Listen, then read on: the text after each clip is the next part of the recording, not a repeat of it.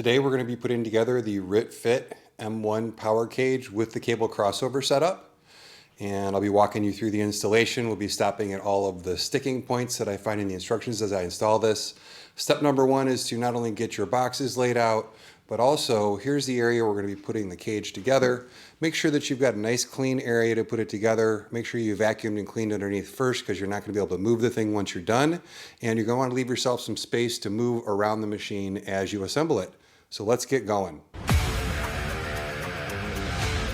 There's a couple of things that if you spend the time to do them up front, they're really going to save you a lot of time in the long run.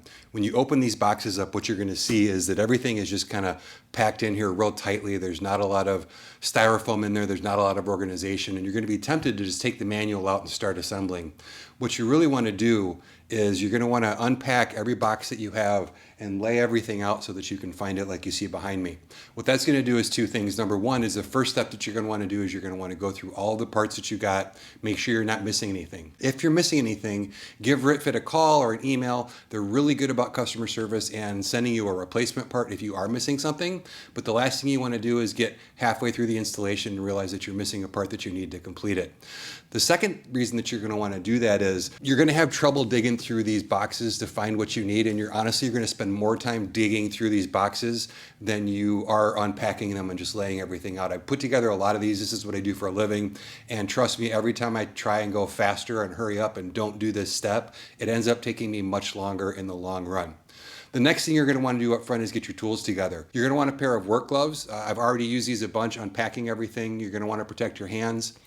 I always like to have a rubber mallet on hand. I don't know if I'm going to need it for this particular installation, but I'm surprised at how often I need something like this.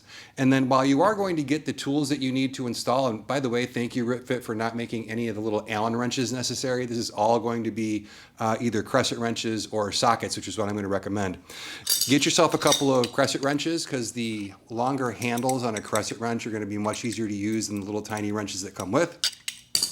You're also going to want to, if you have it, get yourself a socket wrench. This is going to save you a ton of time and save your forearms and your fingers. If you don't have this, go borrow one. It's absolutely worth it. If you try and put it together with just the crescent wrenches, you're going to have a bad time. So let's get the rest of this stuff unpacked and we'll get the installation underway. 3 quick tips for you as you begin assembling your rack. Number 1, if you're planning on using the weight horns for weight plate storage on the back of the rack, you're going to want to leave about 24 inches between the back wall and the back end of your rack. That's going to allow you room to get behind and safely load and unload the weights from the weight horns. If you're not planning on using that storage, you can definitely push it closer back. But since once this is installed or assembled, you're going to have trouble moving it around, it's best to start it in the right position for you. Number 2, as you assemble these uprights, there's these little arrows on the top of these 2 poles. Those arrows go on the back of the unit. It's kind of clear in the owner's manual, but just to make sure, if you put them the wrong way, you're going to have a bad time getting everything else together. And the third thing is, I found it easier to take these 2 uprights and assemble this cross member here, so it's kind of an H, and then put the H into the lower portion of the legs, as opposed to in the owner's manual, it kind of looks like you want to put the uprights into the legs, and if you do that, then there's nothing really to hold them up. I did this by myself. The owner's manual does call for 2 people. It would be easier with 2 people, but by assembling this H first and then putting it onto the legs next, I was able to do it by myself with no problem, no danger, or anything like that. In step 2, it's going to tell you to take this carriage assembly and put it on the post. The problem is that you're not going to get a carriage assembly that looks like this. You're going to get a carriage assembly that comes in 2 parts. So even though there's nowhere in the manual that shows you how to put these together, there is a little bit of a knack to the right way to put these together, so I wanted to show you that. What you're going to want to do is you're going to want to take these carriages, you're going to set them facing so that the little hole on the inside is facing each other. That's going to go on the inside of the post. So this, as you're looking at the rack, this is going to be the one that goes on the right post. This is going to be the one that goes on the left post. You're then going to take this and you're going to undo the bolt and you're going to assemble it so that the top portion like this sticks up towards the top, and you're going to do the same on both sides. Now, in order to fit this together, you're going to have to put the bolt through the bottom, because this gets in the way of threading the bolt straight down. But put that through the bottom, tighten this down. Now, what I would do is I would tighten it down all the way so that there's no play, and then back it off about a 1/4 turn so that you could still get a little bit of left to right, because you're going to want these to move as you're using your cable system. So you're going to want to do that. The next thing that the instructions aren't clear on is it's going to tell you to take a knob and screw it into here, but it's not going to say what kind of knob. And depending on the package that you get, you're actually going to have two knobs, one of which is a fixed knob. The other one is what's called a pop pin. And the knobs for this step are the pop pins. The reason for that is as you screw this in, what's going to happen is you're going to want to be able to slide this roller up and down the upright. And the quick way to do that is to pull this out, slide it up and down, and then let it pop back into the hole so that it holds it in the right place. If you were to install this knob, you're not going to be able to do that, number one. And number two, it's not going to secure the carriage so that it doesn't move while you're training. So just make sure that you do these intermediate steps that again aren't in the owner's manual. Make sure you assemble them again with the holes facing each other, because the holes to hold these on are on the inside of the rack posts. Install this so that the bigger portion is facing up, and then get these tightened down so that you have a little bit of left to right play, and you should be ready to go. In step 3, I'm going to suggest that you go in a different order than it says in the owner's manual, and here's why.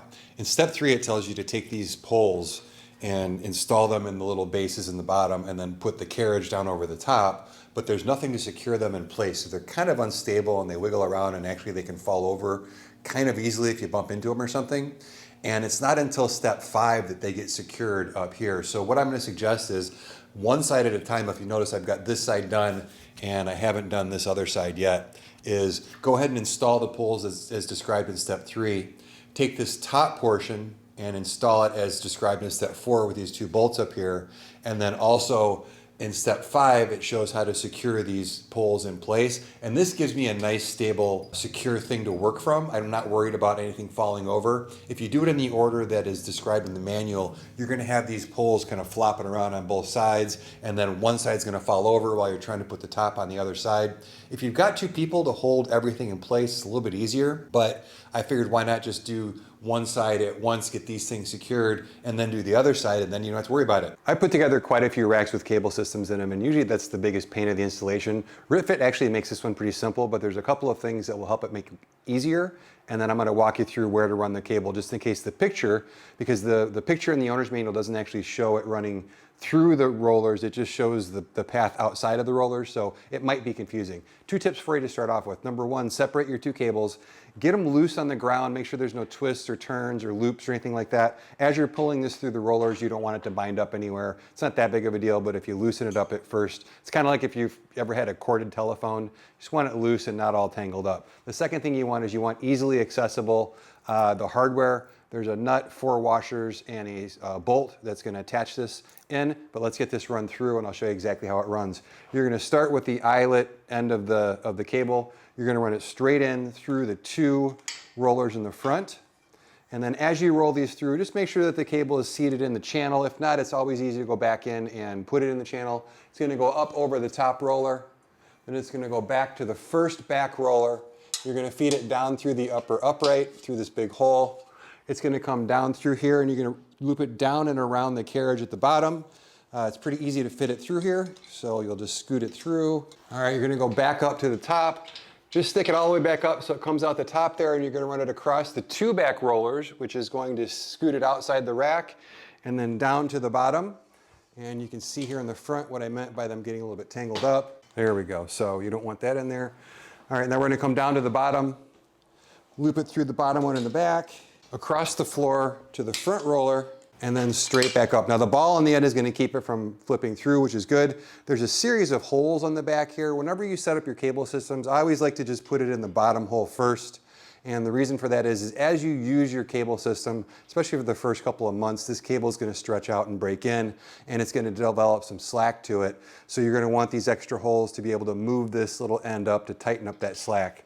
Now what you're going to do is you're going to take your bolt, you're going to thread on 2 washers. Now this is important. You want this thing to be secure, so that's why you have 4 washers in your hand.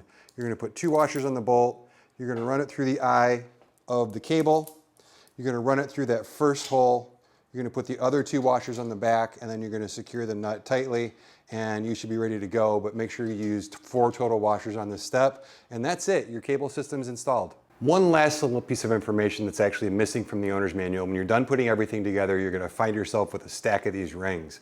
And I looked all over in my manual to see if these were in there, and they're not. They might be in yours, but in case they're not, what these are little bumpers that are going to go on all of the weight posts. not only on the carriers here, but also on the weight posts on the back. And they're gonna keep the weight plates from bumping into the rack and causing damage to the rack. So you're just gonna push all these on. It's really easy to do. You just kind of push them on and scoot them all the way to the center. But that's what these little things are. You don't need to worry about trying to find them in the manual. They're probably not there, but that's where they go. If you purchase just the basic rack with the cable system, you're done with the installation. Attach your accessories like you see in the owner's manual. And then what I would recommend is go through and check each and every bolt, including the ones that were pre-installed. What I noticed on mine was that some of the bolts that held the rollers were a little bit loose. So just go through one last time, crank everything down nice and tight, and then get to working out.